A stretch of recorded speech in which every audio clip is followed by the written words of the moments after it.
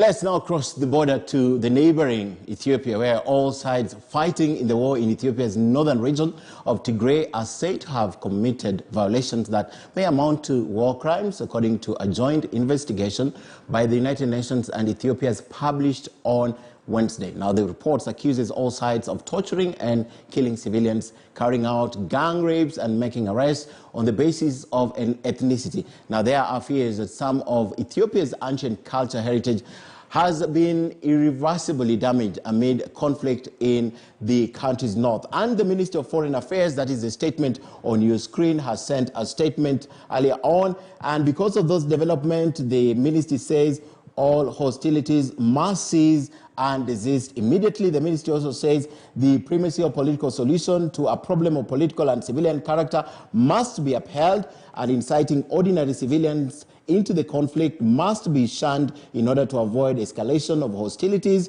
and the danger of fragmentation of the country. Further, the Minister of Foreign Affairs right here in Kenya says the humanitarian situation of all, including the people of Tigray, must be addressed. Parties to the conflict must ensure unfettered access to humanitarian assistance and the protection of Ethiopian civilians, and humanitarian aid workers must be guaranteed. And finally, the statement from the ministry says human rights must be upheld and respected for all and by all. The restoration of the state of normalcy to Ethiopia and for its affected immediate neighbors is critical, including Kenya, and urgent.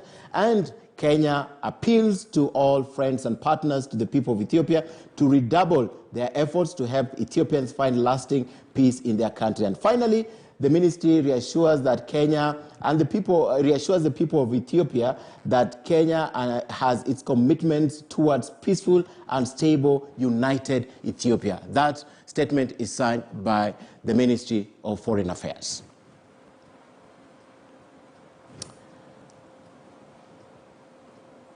Alemu flicks through photos of his time as a tour guide in Ethiopia's Lalibela.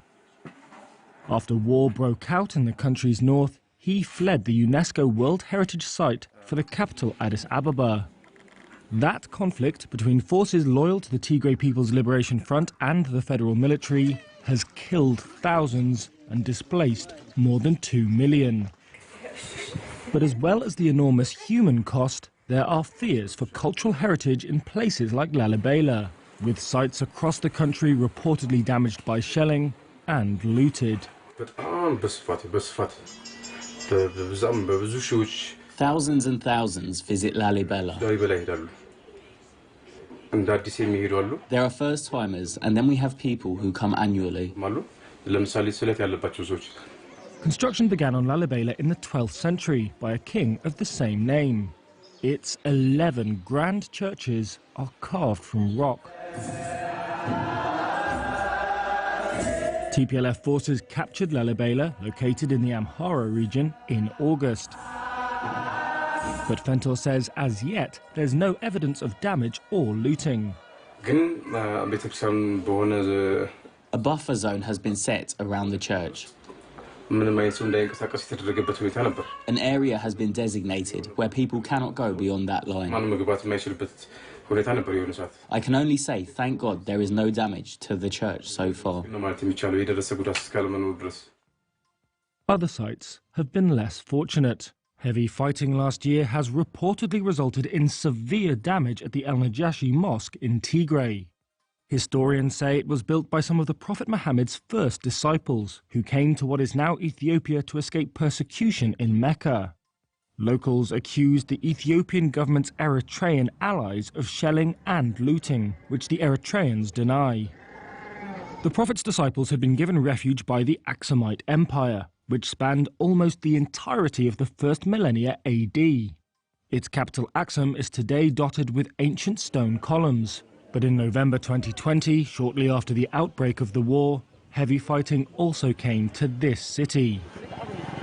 Another example is Debre Damo, a mosque believed to have been founded in the 6th century. It's famous for its collection of ancient manuscripts. Only men are permitted to visit, and they must climb a 15-meter rope to enter. In May, the Patriarch of the Ethiopian Orthodox Church said several churches, including Debre Damo, had been damaged or destroyed, and at least one monk killed. Burhan Yeshawas is a curator of historical treasures at Ethiopia's National Museum. Where there are conflicts, treasures disappear, get stolen or damaged. Therefore, our treasures are in danger at this moment because of this conflict. She said Ethiopia's antiquities could date as far back as the 4th or 5th centuries, and perhaps even earlier, and once lost, can never be replaced. All still to come. COP26 is underway in Glasgow, Scotland, but